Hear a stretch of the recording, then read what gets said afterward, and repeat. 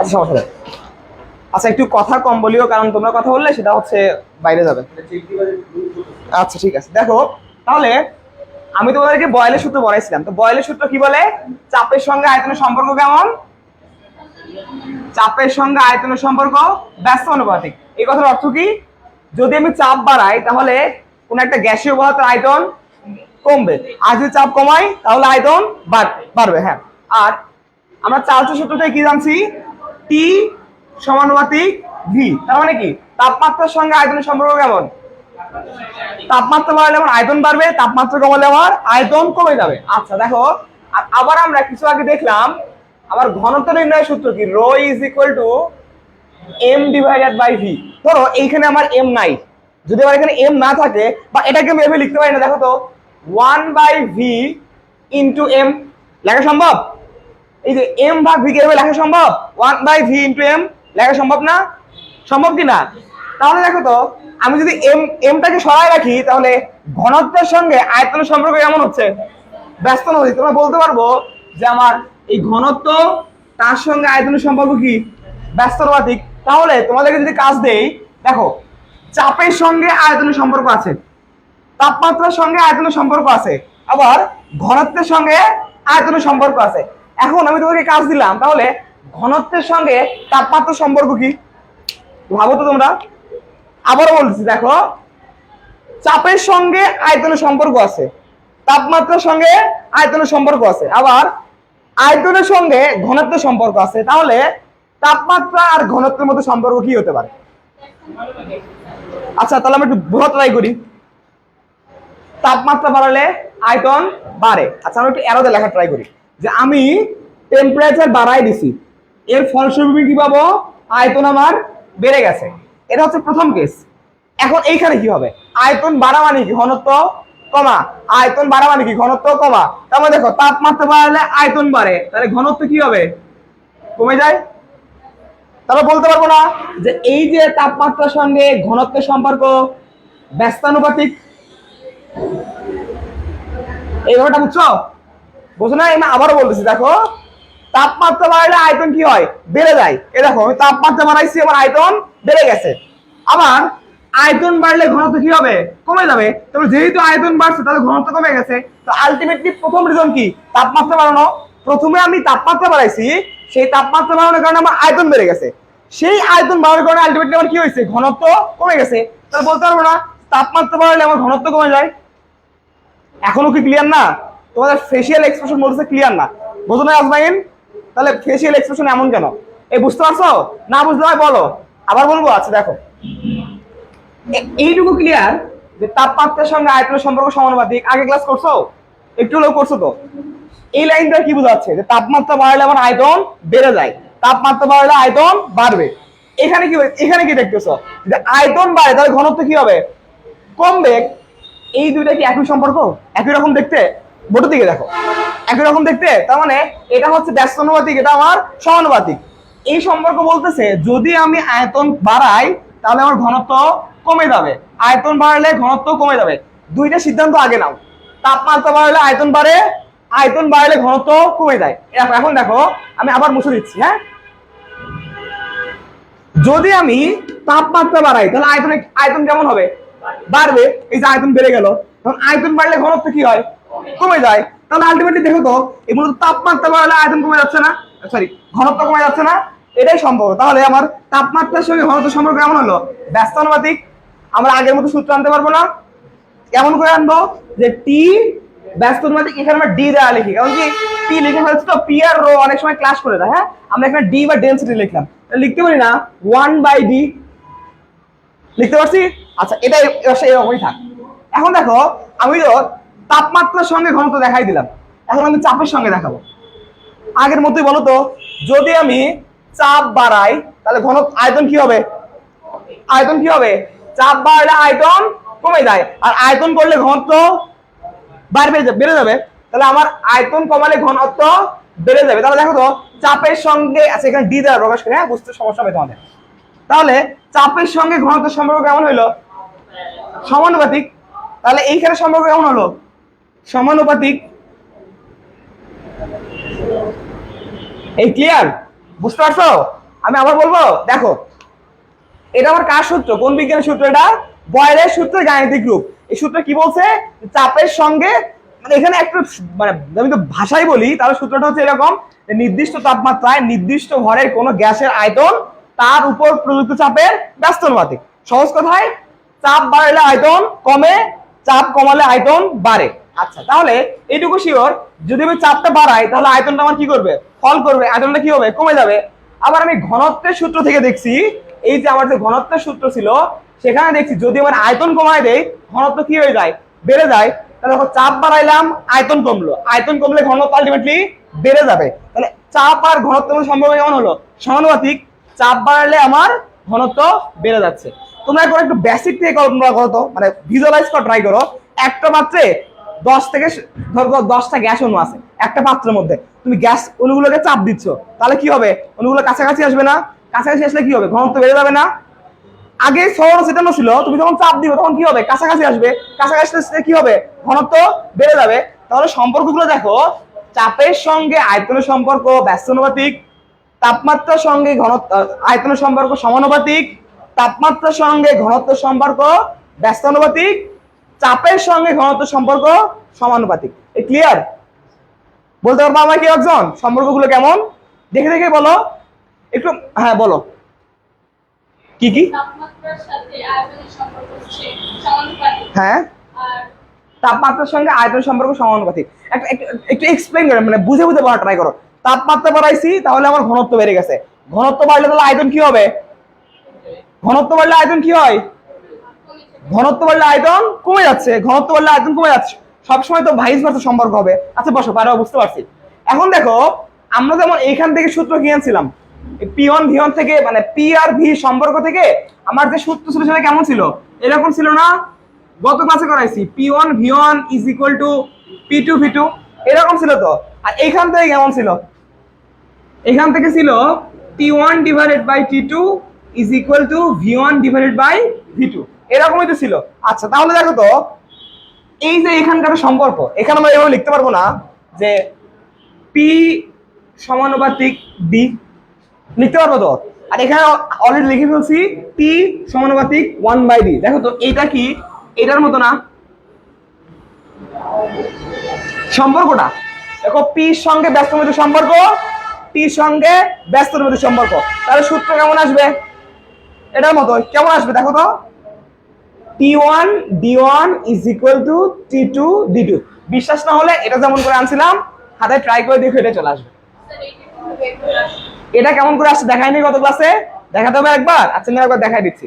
তার আগে বলো এই সূত্র কেমন হবে? তাহলে এই সূত্র কেমন হবে? এটার মতো হবে, কারণ দেখো এই সম্পর্ক দেখো একই রকম, সমানুপাতিক সম্পর্ক। তাহলে সূত্র আসবে আমার P1 divided by P2 is equal to D1 divided by D2। এখন তোমরা এটা কেমন করে আসতে ভুলে গেছো, তাই না? মনে মনে নাই তোমাদের? দেখো রিকল করে দিই, মুছে দিলাম। লিখছো না খাতায়? লিখছো না? টাইম লাগবে। ফাস্ট ফাস্ট ফাস্ট লিখে ফেলো, লিখে ফেলো, ফাস্ট লিখে ফেলো।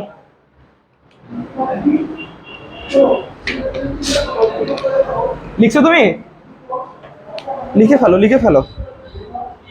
আর বাসার কাজটা অবশ্যই আজ আর আগামীকালের মধ্যে দিয়ে দিবা। হ্যাঁ, খাতা মাত্র বের করতেছ? হ্যাঁ, দুইটা মিলে আজকেও কিছু কাজ দিব ইনশাল্লাহ, দিয়ে দিবা। হয়েছে? আমি মুছে দিলাম।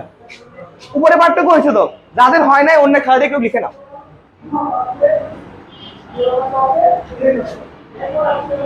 তোমরা আমাদের সাথে প্রথম চ্যাপ্টার শেষ করছিলে কারা? যেখানে আমি এই যে এটা দেখাইছিলাম যে F is equal to ma কিভাবে আসে। করছিলাম তোমরা, মনে আছে? যারা করছো তাদের জন্য সুবিধা হবে, আর যারা করো নাই যাদের একটু প্রবলেম হবে। আচ্ছা দেখো, আমার বয়েলের সূত্র কি ছিল, মানে গাণিতিক রূপটা কেমন ছিল? যে পি ব্যস্তানুপাতিক 1/v।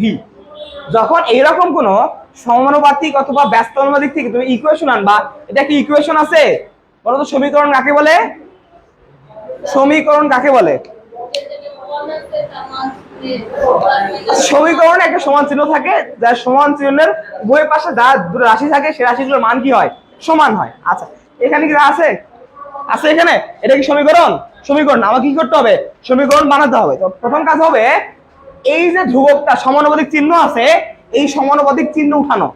উঠানোর জন্য একটা ধ্রুবক আনতে হয়, আমরা এখানে যে ধ্রুবকটা আনি তার নাম মান হচ্ছে কে। তাহলে আমার কি হবে দেখো, P is equal to K into 1/v। বুঝতে পারছো কেন কে আনছি আমি এখানে? কারণ কি আমি এই সমানুপাতিক চিহ্ন আমি উঠাই দিছি। এটুকু ক্লিয়ার? আবার বলতে হবে? আচ্ছা, এখন দেখো তাহলে এটা বলা যায় না যে P is equal to K by V? বলা যায় তো? এই যে কে আর 1 গুণ করছি, তাহলে কে আর 1 গুণ করলে কি হয়? কে হয়, তাকে ভি দ্বারা ভাগ। তো ধরে নাও এটা আমাদের প্রথম ক্ষেত্র, মানে প্রথম ক্ষেত্র। আমরা কি করি, একবার চাপ থাকে সেই চাপকে চেঞ্জ করে ফেলি। তো এটা আমাদের আদি চাপ, আমরা কি দ্বারা প্রকাশ করলাম? P1 V1 দ্বারা। তো এটা আমাদের ধরো ইকুয়েশন 1, 1 নম্বর সমীকরণ। একইভাবে আমরা আরো একটা ক্ষেত্র কল্পনা করি যেখানে আমাদের P2 থাকবে আর 1/V2 থাকবে। এখান থেকে কি ইকুয়েশন লেখা যায় না যে P2 is equal to K into 1/V2? লেখা যায় তো? আলটিমেটলি কি আসে দেখো তো, P2 is equal to K divided by V2। ঠিক আছে, এখন দেখো এটাকে আমি 2 নাম্বার ইকুয়েশন দিলাম, যেটা আমার ইকুয়েশন নাম্বার 2। এখন আমি যদি 2 নাম্বার ইকুয়েশনকে 1 নাম্বার ইকুয়েশন দ্বারা ভাগ করি তাহলে কি আসে দেখো তো, ট্রাই করো তো খাতায়। 2 নাম্বার ইকুয়েশনকে 1 নাম্বার ইকুয়েশন দ্বারা ভাগ করবা, 2 নাম্বার ইকুয়েশনকে 1 নাম্বার ইকুয়েশন দ্বারা ভাগ করবা। ট্রাই করো, আমি দেখতে চাই সবার খাতা দেখবো। 2 নাম্বার ইকুয়েশনকে 1 নাম্বার ইকুয়েশন দ্বারা ভাগ করবা, আমি সবার খাতা দেখতে চাই।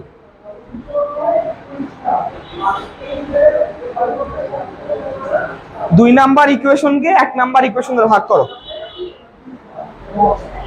এইটাকে এটা দ্বারা ভাগ করবা। পারো তো? ইকুয়েশনকে ইকুয়েশন দ্বারা ভাগ করতে পারো তো? হইছে? কেমন আসছে? আচ্ছা দেখতেছি, আমি করে নিচ্ছি, মিলাই নাও। তাহলে দেখো 2 নাম্বার ইকুয়েশন কি ছিল, যে P2 তার নিচে কি P1, উপরে থাকবে K ডিভাইডেড বাই V2 ভাগ, তাই তো, K ডিভাইডেড বাই V1। এই ভাগের নিয়ম জানা আছে, কি করতে হয়, একে গুণ করতে হয়। গুণ করলে কি হয়ে যায়, ভগ্নাংশটা উল্টে যায়, রিভার্স হয়ে যায়। তাহলে কি হবে, K divided by V2 into V1 divided by K। তাহলে আমার এইখানকার K আর K কাটা যাবে, আলটিমেটলি কি থাকবে, V1 ডিভাইডেড বাই V2। তাহলে সূত্রটা কি হলো, P2 ডিভাইডেড বাই P1। এখন দেখো আড়াআড়ি গুণ করো তো, আড়াআড়ি গুণ বোঝো, এই যে এইবার আবার গুণ করো। আড়াআড়ি গুণ করলে কি আসে দেখো, আড়াআড়ি গুণ করলে কি আসে, আড়াআড়ি গুণ করলে কি আসে, এইদিকে গুণ করবো তাহলে কি আসে, P2 V2, আর এইদিকে গুণ করলে P1 V1। এই দেখো আমার সূত্র চলে আসছে, আসছে না? এইভাবেই তোমরা যে কোনোটা বের করতে পারবা।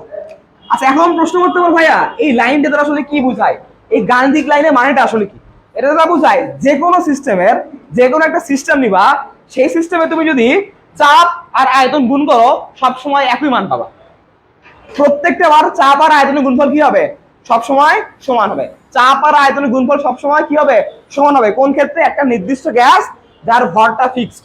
কারণ ভর চেঞ্জ করলে এই সূত্র খাটবে না, ভর চেঞ্জ করলে এই সূত্র খাটবে না। কেন খাটবে না, যদি তুমি ভর বাড়াও আলটিমেটলি কি হয়ে যাবে, আয়তনে চেঞ্জ আসবে, তখন দুইটা ফ্যাক্টর চলে আসবে। মনে রাখবা এই সূত্রগুলোর ক্ষেত্রে আমার দুইটা জিনিস ফিক্সড, দুইটা জিনিস ফিক্সড। একটা হচ্ছে টেম্পারেচার, একটা হচ্ছে টেম্পারেচার, আর আরেকটা হচ্ছে ওয়েট বা ভর, আর একটা হচ্ছে ওয়েট বা ভর। এই দুটো জিনিস ফিক্সড রাখতে হবে। এই দুটো জিনিস ফিক্সড না রাখলে এই বয়লের সূত্রে অ্যাপ্লিকেবল হবে না। তাহলে বলো তো চার্লসের সূত্রে কি কি ফিক্স রাখতে হবে, চার্লসের সূত্রে কি কি ফিক্স রাখতে হবে? টোটাল রাশি আমার 4টা, কি কি? একটা হচ্ছে টেম্পারেচার, একটা হচ্ছে প্রেসার, একটা হচ্ছে ভলিউম, আর একটা হচ্ছে এন বা মোল সংখ্যা। হ্যাঁ, ম্যাস ওয়েট, হ্যাঁ ম্যাস লিখতে পারো, ম্যাস লেখাটা বেটার হবে। হ্যাঁ, কারণ ওয়েট আমরা ওজন বলতে ইউজ করি, এখানে ম্যাস লেখো। দেখো এই 4টা আমার রাশি, এই তাপগতিবিদ্যার রাশি কয়টা, 4টা। কি কি?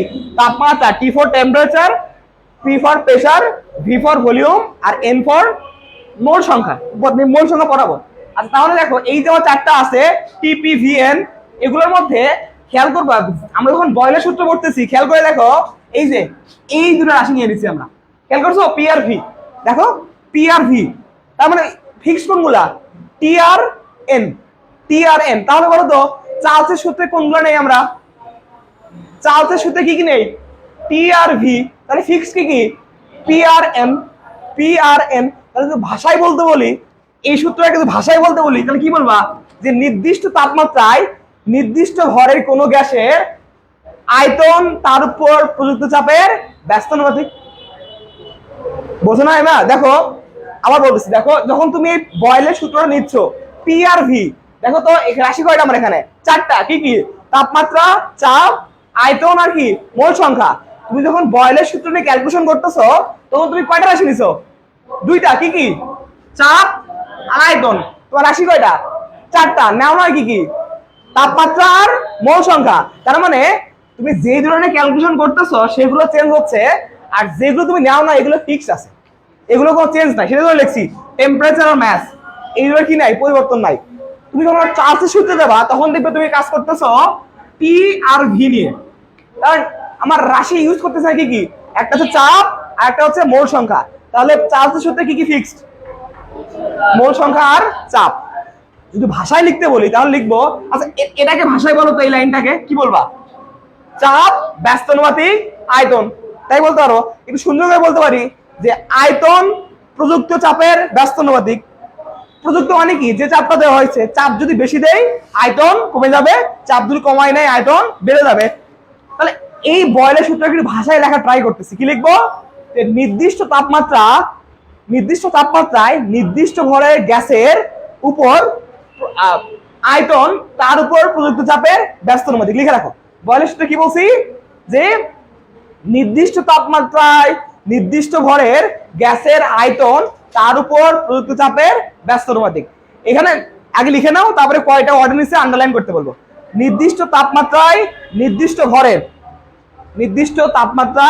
নির্দিষ্ট ভরের গ্যাসের আয়তন,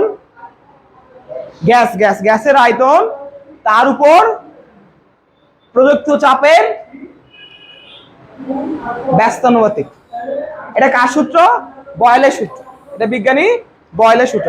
এখন এইখানে নির্দিষ্ট তাপমাত্রার নিচে আন্ডারলাইন করো, নির্দিষ্ট তাপমাত্রার নিচে আন্ডারলাইন করো, নির্দিষ্ট ভরের নিচে আন্ডারলাইন করো, আর ব্যস্তানুপাতিকের নিচে আন্ডারলাইন করো। এখানে এগুলো হচ্ছে এই সূত্রের কিওয়ার্ড। তোমাকে যদি লিখতে বলে এই কথাগুলো থাকতেই হবে। কারণ তুমি যদি ডাইরেক্ট লিখে দাও যে প্রযুক্ত চাপের ব্যস্তানুপাতিক, এটা বললে হবে না। কারণ কি? তাপমাত্রা আর কি থাকতে হবে? ভর সংখ্যা, ভর কি থাকতে হবে? ফিক্স থাকতে হবে। আদারওয়াইজ সূত্র কি হবে না? অ্যাপ্লিকেবল হবে না। আচ্ছা দেখি তোমরা এবার নিজেরা ট্রাই করো তো চার্জের সূত্র লেখার, সেম টু সেম ভাবে। এটা দেখে কপি করে একটু বুদ্ধি খাটাও, একটু ক্রিয়েটিভ হও, ট্রাই করো, দেখো পারো কিনা। যে চার্জের সূত্র লিখবা, ভাষায় লিখবা। যেমন আমি তোমাদেরকে বয়েলের সূত্র লিখে দিলাম, তোমরা এবার একটু নিজেরাই ট্রাই করো চার্জের সূত্র কেমন করে লিখবা, ভাষায় লিখবা। কেউ কারো দেখবা না, সবাই সামন দিকে হই। হ্যাঁ, চার্লসের গাণিতিক রূপটা হচ্ছে এটা। দেখো চার্লসের সূত্রের গাণিতিক রূপ হচ্ছে এটা, টি সমানুপাতিক ভি। তাহলে দেখি লেখা ট্রাই করো, আমি সবটা দেখবো। সবাই নিজের মতো করে লিখি, ভুল হবেই, তোমরা ভুল করবাই, যত ভুল হবে তত তুমি শিখতে পারবা। হ্যাঁ, তো কারোটা কপি করবো না, সবাই নিজের মতো করে লিখবো। হ্যাঁ, সবাই যা পারি তাই লিখবো, যা মনে আসে লিখি, খাতায় লিখি, লিখে প্র্যাকটিস করি। হ্যাঁ,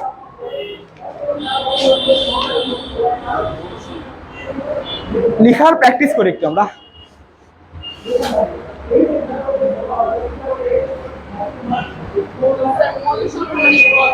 মোল সংখ্যা দেখাবো, মোল সংখ্যা মানে কেন ভর একটু পরে দেখাবো। আর আপাতত লিখে রাখো। হ্যাঁ, মোল সংখ্যার উপর পর্যাপ্ত ক্লাস হবে ইনশাল্লাহ, সমস্যা নেই।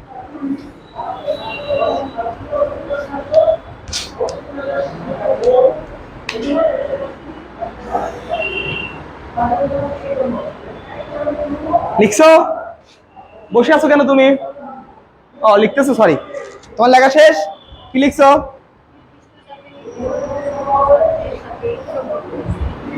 একটু বাদ পড়ে গেছে যে। আচ্ছা, আর আর আর 30 সেকেন্ড টাইম দিব। হ্যাঁ, আচ্ছা কে কনফিডেন্ট আছো ভাই আমারটা হইছে আমি বলবো? এমন কেউ আছো? তুমি কনফিডেন্ট আছো হইছে? তাহলে আমাদের একটু পড়ে শোনাও।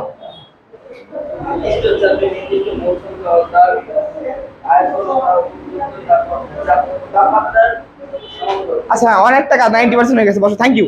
আর কেউ বলো।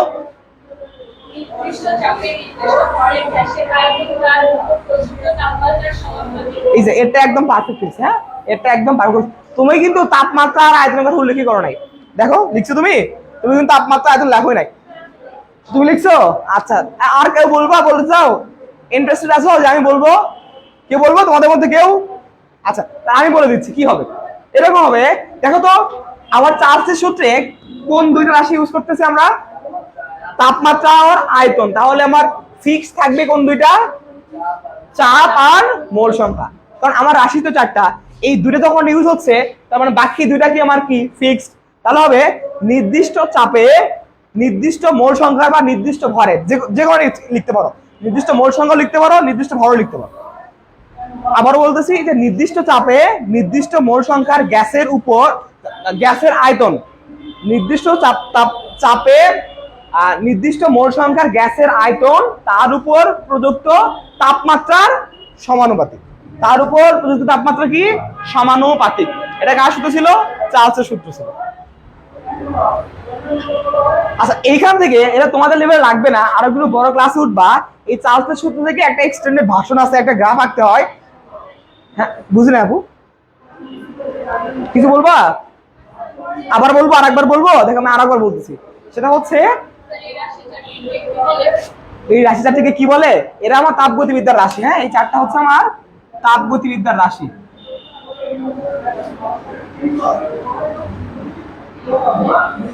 দেখো আমি আবারও বলে দিচ্ছি, সেটা হচ্ছে নির্দিষ্ট চাপে নির্দিষ্ট মোল সংখ্যার গ্যাসের আয়তন তার উপর প্রযুক্ত তাপমাত্রার সমানুপাতিক। তার উপর প্রযুক্ত তাপমাত্রা সমানুপাতিক। শোনো, মুখস্থ করতে যাবে না, মুখস্থ করলে মনে থাকবে না। এখন মুখস্থ করতেছো, 2 মিনিট পর বা 2 দিন পর ভুলে যাবা। কি করতে হবে? একটু বোঝার ট্রাই করো যে আসলে কি ঘটনা ঘটে। রাশি চারটা, দুইটা ইউজ করতেছি, তার মানে আমার দুইটা অব্যবহৃত আছে, তাহলে ওগুলো ফিক্সড। বাস ওটাকে ফিক্সড বলবো, তারপরে কি করবো? সম্পর্কটা বলবো যে তাপমাত্রা আয়তনের সমানুপাতিক। ক্লিয়ার? আচ্ছা, কি যেন বলতে চাইলাম আমরা ভুলে গেলাম।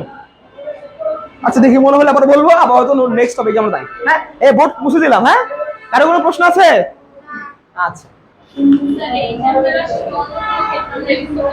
না না, পারবে কেন? পারবো না কেন? অবশ্যই তাপমাত্রা কি শুধু এই তাপগতিবিদ্যার ক্ষেত্রে হতে পারে, অন্যান্য ক্ষেত্রে হতে পারে। এই ক্ষেত্রে এই চারটা মেইন। না, ইউজ আছে, কে বলছে ইউজ দেখো, আস্তে আস্তে পাবা, দেখবা। আচ্ছা দেখো, আমাদের কিন্তু মেইন পড়াশোনা ছিল কেন, আমরা এত কিছু কেন বলতেছি? আমরা কিন্তু শুরু থেকে ক্লাসে আমরা কঠিন পদার্থের প্রসারণ পড়ে ফেলছি, তাই না? আমরা তরল পদার্থের প্রসারণ পড়ে ফেলছি। এখন আমরা কোথায় আছি? বায়বীয় পদার্থের প্রসারণ। যদিও তোমাদের বইয়ে পদার্থ কয়টা লেখা আছে? 3টা। কি কি? কঠিন, তরল, বায়বীয়। তবে আরো একটা হতে পারে, সেটা কি? প্লাজমা। কি বললে তুমি? মোল কিভাবে ভর সংখ্যা দেখাবো ওটা। তার আগে আমি বলতে যাচ্ছিলাম, এই যে আমরা চার্লসের সূত্র বললাম না, চার্লসের সূত্রে কি ছিল? টি সমানুপাতিক ভি, তাই না? তার মানে এখানে দেখো তাপমাত্রার সঙ্গে কি আছে? আয়তনের একটা সম্পর্ক আছে। আচ্ছা বলতো, তাপমাত্রা পরিমাপের স্কেল কয়টা? তোমাদের জন্য লাগবে কয়টা স্কেল? কি কি?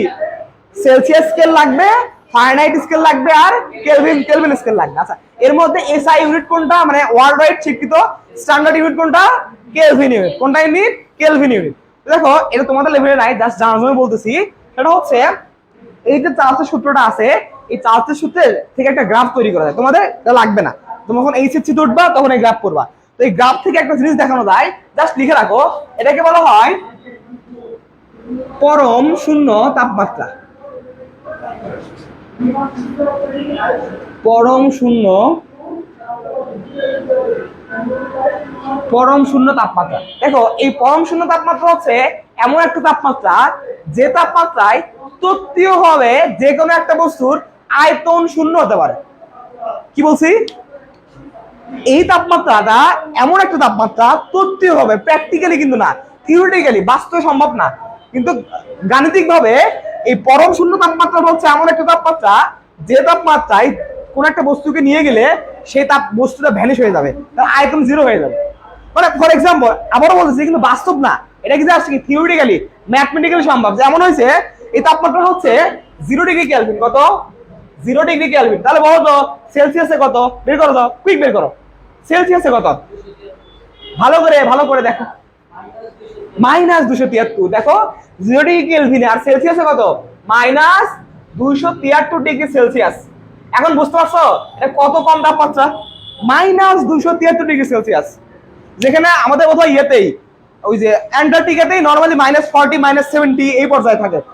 -100 নয়, -200 নয়, -270°C।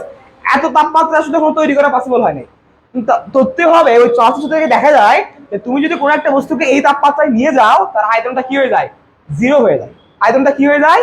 জিরো হয়ে যায়। তাহলে এখন বলো তো ফারেনহাইটে কত? এটা কাজ, সেটা বের করবো। হ্যাঁ, এটা তোমাদের এই হিসাবে থাকবে যে পরম শূন্য তাপমাত্রা ফারেনহাইট স্কেলে কত। ফারেনহাইট স্কেলে কতটা বের করে আনবা যে ফারেনহাইট স্কেলে পরম শূন্য তাপমাত্রা কত। তাহলে পরম শূন্য তাপমাত্রা কি জিনিস? যে তথ্য হবে এই তাপমাত্রা এমন একটা তাপমাত্রা যে তাপমাত্রা কি হয়ে যায়? বস্তুর আয়তন জিরো বা শূন্য হয়ে যায়। এখন বস্তুর আয়তন শূন্য মানে কি? ট্রাই করো না, কিছু না মানে কি, সূত্র থেকে বের করো। আয়তন শূন্য, আয়তন নির্ণয় সূত্র কি? যে rho is equal to M ভাগ ভি। এটা তো জিরো হয়, তাহলে কি আসে? এম ভাগ ভি, তাই না? আর আরে গুণ করো তো এম জিরো। এম জিরো মানে কি হয়ে গেল? বস্তুর ভর জিরো, তার মানে সে বস্তু এক্সিস্ট করে? এক্সিস্ট করতেছে না। তথ্য হবে এটা পসিবল যদি আমি তাপমাত্রাকে এই পর্যায়ে নিতে পারি, তাহলে আমার ভর কি করা সম্ভব? জিরো করা সম্ভব। তবে এটা কি জাস্ট থিওরিটিক্যাল, বাস্তবে এখনো সম্ভব হয়নি। ইন ফিউচার হবে কিনা জানা নাই। হ্যাঁ, আচ্ছা, এটুক ক্লিয়ার? এটুক পরম শূন্য দেখো অ্যাবসোলিউট কেন বলা হয় সেটা হচ্ছে তোমাদেরকে যখন ইয়ে পড়াইছিলাম, আচ্ছা তোমরা কি এমন কথা শুনছো যে সকল গতি আপেক্ষিক, কোনো গতি পরম নয়? এরকম কোনো ওয়ার্ড শুনছো তোমরা কখনোই? একটা সিম্পল এক্সাম্পল দেই। আচ্ছা, আমরা গতিশীল বলতে কি বুঝি? হ্যাঁ, গতিশীল বলতে আমরা কি বুঝি? যে কোনো একটা বস্তু বা যে কোনো একটা অবজেক্ট কি করতেছে? তার অবস্থা চেঞ্জ করতেছে। তাহলে আমি এখানে ছিলাম, আমি এখান থেকে এখানে আসতেছি, আবার এখান থেকে এখানে আসতেছি, তাহলে আমার সময়ের সাথে অবস্থার পরিবর্তন হচ্ছে না? সেটা কি আমার জন্য গতিশীল, মানে গতি। আচ্ছা, এখন একটা জিনিস কল্পনা করো, তুমি আর তোমার ফ্রেন্ড দুজন পাশাপাশি একটা বাসে চলে যাচ্ছ। তুমি তোমার ফ্রেন্ডকে কি বলবা? গতিশীল না স্থির? অবশ্যই স্থির, তোমরা স্থির আছো। কিন্তু একজন লোক রাস্তা থেকে তোমাদেরকে দেখতে, সে কি বলবে? গতিশীল। তাহলে দেখো, তুমি কি বলতে পারো তুমি স্থির? না। তুমি হয়তো তোমার বন্ধুর সাপেক্ষে স্থির, কিন্তু রাস্তায় যে দাঁড়াচ্ছে তার সাপেক্ষে কি? গতিশীল। একইভাবে আমি গতিশীল আমার সাপেক্ষে, কিন্তু অন্য কারোর সাপেক্ষে আমি কি হতে পারি? স্থির হতেই পারি। কেমন করে? তোমরা যারা বাসে গেছো বা কারে ভ্রমণ করছো, কখন এমন হয়েছে কিনা জানি না, ধরো এরকম হচ্ছে, তো এটা আমার একটা কার, এটা একটা কার, তোমার কারটা পেছনে ছিল, তুমি কি করতেছো? ওভারটেক করা শুরু করছো। দেখবা মনে হয় একই সঙ্গে যাচ্ছি, এরকম মনে হয়, বা গতি কম হয়ে গেছে। যদি এমন হয় কখনো যে দুইজনের বেগ সমান, ধরো এই দিকে 3 মিটার/সেকেন্ড ইনভার্সন বেগে যাচ্ছে, এও এই দিকে 3 মিটার/সেকেন্ড ইনভার্সন বেগে যাচ্ছে, আমি আর তুমি দেখবো গতিশীল, কিন্তু আলটিমেটলি এরা কি দেখবে? পরস্পর কি দেখবে? স্থির দেখবে। কেমন কি?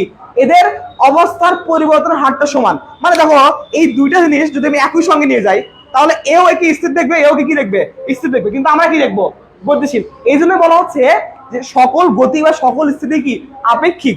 আপেক্ষিক কথা অর্থ হচ্ছে কোনো কিছুর সাপেক্ষে, কোনো কিছুর কি সাপেক্ষে। আর পরম মানে বোঝায়, পরম কথা অর্থ হচ্ছে যার কোনো চেঞ্জ নাই বা অ্যাবসোলিউট।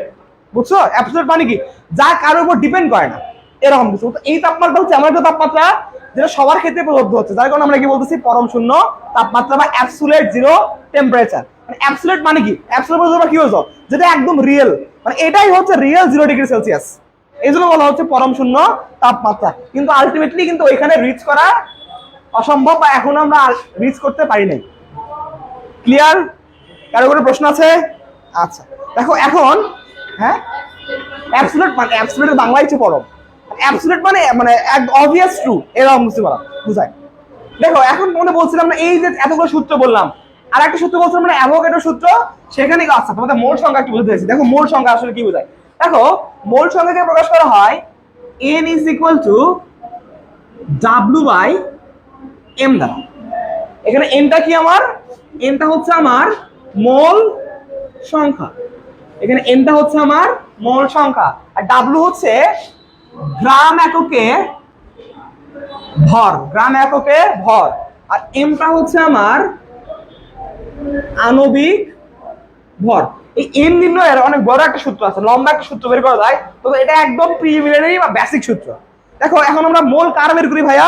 মোল সংখ্যা কার বের করবো? রাসায়নিক পদার্থ, যেমন আমরা হাইড্রোজেন বলতে পারি, অক্সিজেন বলতে পারি, কার্বন ডাইঅক্সাইড বলতে পারি, বুঝো নাই? আচ্ছা বলো তো এই অক্সিজেন আর কার্বন ডাইঅক্সাইড এদের কমন নাম কি? অক্সিজেন আমরা কি বলতে পারবো?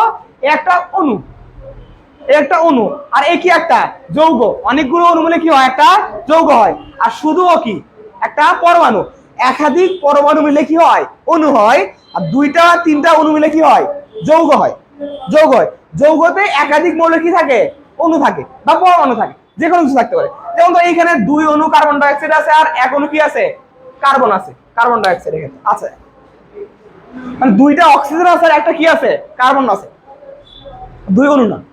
এখন দেখো এইখানে n = W/m, এই n বের করতে হয় এই যে আমরা রাসায়নিক যে অণু বা যৌগ ইউজ করি তার এই n বা মোল সঙ্গে ব্যবহার করা হয়। যেমন আমি বললাম 5 গ্রাম কার্বন ডাইঅক্সাইড, কি বলছি?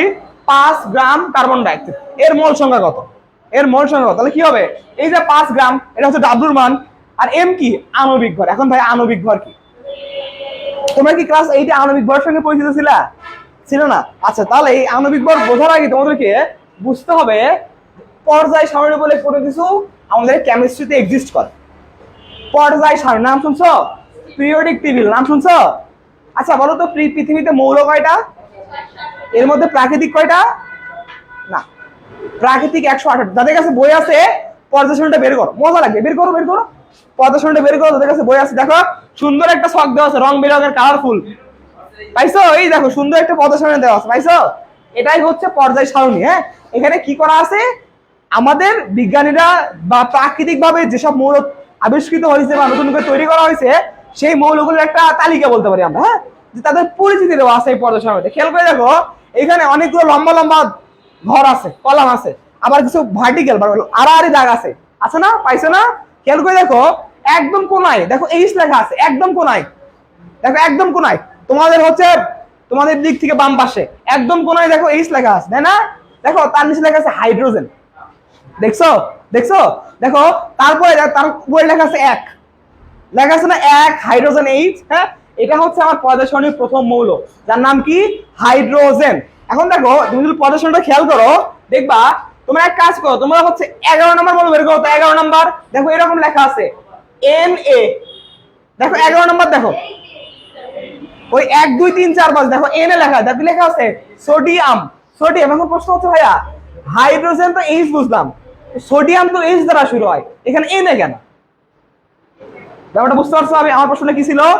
যে 1 নম্বরে আপনি বললেন হাইড্রোজেন, তো হাইড্রোজেন তো এইচ দ্বারা শুরু হয়, বুঝলাম হাইড্রোজেনের সংকেত এইচ, সেজন্য এইচ লিখছে। কিন্তু ভাই আপনি কি বলছেন সোডিয়াম, তো সোডিয়াম তো এমন হবে SODIUM, সোডিয়াম। এটা SO, তাহলে SO লেখা, সো লেখা উচিত ছিল। তা আপনি না কেন লিখে রাখছেন, Na কেন লিখে রাখছেন? কারণ দেখো হ্যাঁ নাম আছে, সেটা হচ্ছে দেখো তোমাদের ক্লাস 8 পড়ে আসছো, একটু হলে পড়া উচিত, অন্তত প্রথম 20টা মৌল সম্পর্কে জানা উচিত তোমাদের। করোনা ক্লাস 8 ছিল না তোমার কাছে? এই শর্ট সিলেবাসের এটাই সবচেয়ে বড় আসলে প্রবলেম, বুঝছো? কারণ অনেক কিছু বাদ দিয়ে চলে আসছো তোমরা। হ্যাঁ, এখন দেখো এই যে নামগুলো করা হয় না, এগুলো ল্যাটিন নাম থেকে করা হয়। যেমন ধরো এই যে সোডিয়াম বললো না, সোডিয়াম বললাম না, এর রিয়েল নামটা হচ্ছে নাট্রিয়াম। এই যে নাট্রিয়ামের Na এখানে ইউজ করা হয়েছে, বুঝছো? এই জন্য হচ্ছে সোডিয়ামকে Na দ্বারা লেখা হয়। যখন এগুলো পড়াবো বিস্তারিত পড়াবো। এখন দেখো এই যে Na দেখতেছো, দেখো এটাতে এভাবে লেখা আছে, এর উপরে কিছু লেখা আছে, এর নিচে কিছু লেখা আছে। দেখো দেখো পড়াশোনা খেয়াল করো। আচ্ছা যাই হোক, এইখানে এইখানে লেখা আছে আর এখানে লেখা আছে, এরকম কোথায় লেখা আছে? এইখানে না, এইখানে লেখা আছে। আচ্ছা তাহলে এইখানে লেখা আছে আর এইখানে লেখা আছে, আর কোথাও কিছু লেখা নাই, আর কোথাও কিছু লেখা নাই, আর কিছু নাম লেখা আছে। আচ্ছা দেখো এইখানে কি লেখা আছে? 23.5, 11 লেখা আছে, 5 মিনিট খুব আসা। দেখো এইখানে তাহলে 11 লেখা আছে আর এইখানে লেখা আছে কত? 23.5, তাই তো? এটা লেখা আছে, শুধু 23 লেখা আছে। যেমন মনে রাখো তোমাদের হিসাবের সুবিধার্থে 23 লিখছে, কিন্তু এক্সাক্ট হিসাব হচ্ছে 23.5। আচ্ছা আরো একটা খেয়াল করো তাহলে, এরপরে তোমরা খেয়াল করো হচ্ছে AL 13 নাম্বার। দেখো এরকম লেখা আছে AL, দেখো এখানে লেখা আছে 13 আর এইখানে লেখা আছে 27। খেয়াল করছো? 13 আর 27 লেখা আছে না? এখন এই সংখ্যাগুলো তোমাদের মনে রাখতে হবে আণবিক ভর বের করতে। দেখো এই যে এটাকে বলা হয়, এই যে 13 সংখ্যাটা, এটাকে বলা হয় পারমাণবিক সংখ্যা। কি বলা হয়? পারমাণবিক, বলবো ভাই পারমাণবিক সংখ্যা, এটা কি বলা হয়? পারমাণবিক সংখ্যা।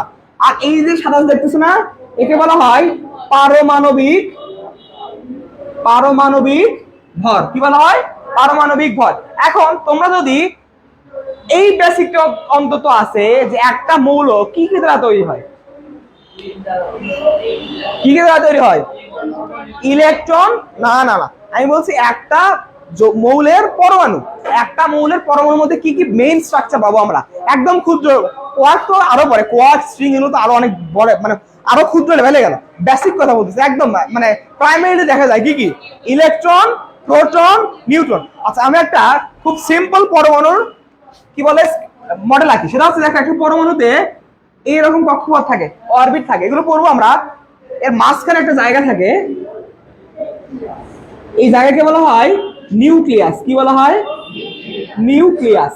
তুমি প্রশ্ন করলে না ভাইয়া পারমাণবিক সংখ্যা কি, দেখো উত্তর পেয়ে যাবা। এটা হচ্ছে নিউক্লিয়াস। আর এই বাইরেটা কি বলবো আমরা, এটা বলবো আমরা কক্ষপথ বা অরবিট। কক্ষপথ কি, যে দিক দিয়ে ইলেকট্রনটা মানে ইলেকট্রনটা ঘোরে আর কি, সেটা হচ্ছে আমার কক্ষপথ। এখন দেখো এই যে আমরা কম্পোনেন্ট বললাম না, একটা মৌলের কয়টা কম্পোনেন্ট বলছি, বিরক্ত লাগতেছে আমাদের? আচ্ছা একটা মৌলের কয়টা কম্পোনেন্ট বলছি? তিনটা। কি কি? Electron, proton, neutron. মনে রাখবা প্রোটন আর নিউট্রন এরা আমার নিউক্লিয়াসে থাকে। প্রোটন আর নিউট্রন কোথায় থাকে? নিউক্লিয়াসে থাকে। আর ইলেকট্রনটা থাকে আমার বাইরে। ইলেকট্রনটাই নিউক্লিয়াসের কেন্দ্রকে কি করে, ঘুরতে থাকে। হ্যাঁ, এখন দেখো এই পারমাণবিক সংখ্যা বলতে বোঝায় কোন একটা মৌলের এই নিউক্লিয়াসের মধ্যে কয়টা প্রোটন আছে, সেটা হচ্ছে তার পারমাণবিক সংখ্যা। তার মানে আমি আবার বলতেছি, পারমাণবিক সংখ্যা বলতে বোঝায় কোন একটা মৌলের নিউক্লিয়াসে কয়টা প্রোটন আছে। যেমন আমি যদি বলি সোডিয়াম, এই সোডিয়ামের পারমাণবিক সংখ্যা 11, এটা আমরা কি বুঝবো? সোডিয়ামের যে নিউক্লিয়াস আছে, সেই নিউক্লিয়াসের মধ্যে 11টা প্রোটন আছে। হ্যাঁ 11টা প্রোটন আছে, লিখে রাখো। পারমাণবিক সংখ্যা বলতে কি বোঝায়? যে কোন একটা মৌলের, হ্যাঁ প্রোটন সংখ্যা, সহজ কথায় পারমাণবিক সংখ্যা মানে প্রোটন সংখ্যা। কোন একটা মৌলের নিউক্লিয়াসে কয়টা কি থাকে, প্রোটন থাকে। আর একটা সাথে একটা এক্সট্রা কথা লিখে রাখো, যে স্বাভাবিক অবস্থায় প্রোটন সংখ্যা ও ইলেকট্রন সংখ্যা সমান। স্বাভাবিক অবস্থায় কি, প্রোটন সংখ্যা ও ইলেকট্রন সংখ্যা সমান। একটা মৌলতে যে কয়টা প্রোটন থাকবে সেই কয়টা ইলেকট্রন থাকবে। এখন প্রশ্ন কেন, কেন প্রোটন আর ইলেকট্রনকে ইকুয়াল হতে হবে? এনি গেস, কেউ গেস করতে পারবা? কেন প্রোটন আর ইলেকট্রন সংখ্যাকে সমান হতে হবে? কারণ প্রোটন আমার পজিটিভ চার্জযুক্ত, ইলেকট্রন আমার নেগেটিভ চার্জযুক্ত। আয়নের ভারসাম্য, যে কয়টা প্লাস সেই কয়টা মাইনাস, আলটিমেটলি কি হলো, স্টেবল হলো। বুঝছো? আনস্টেবল হলে কি হয় আমরা নেক্সট ক্লাসে শিখবো। তো আপাতত আজকে এই পর্যন্তই। আল্লাহ হাফেজ, দেখা হবে পরের ক্লাস। হ্যাঁ।